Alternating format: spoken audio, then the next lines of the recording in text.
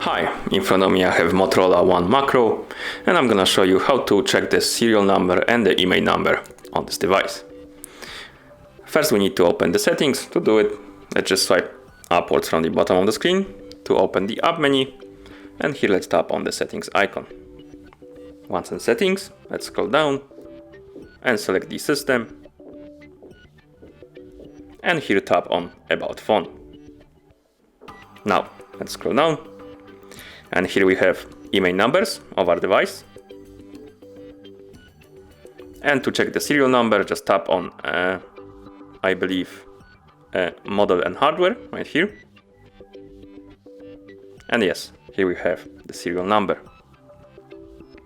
We can also check the IMEI number another way. To do it, let's just go to home screen, open the phone app, tap right here to bring up the dial pad and dial in code *##06#.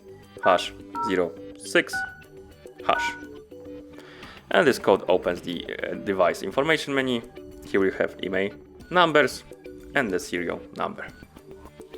And that's how you check the serial number and the IMEI number on this device. Thank you for watching.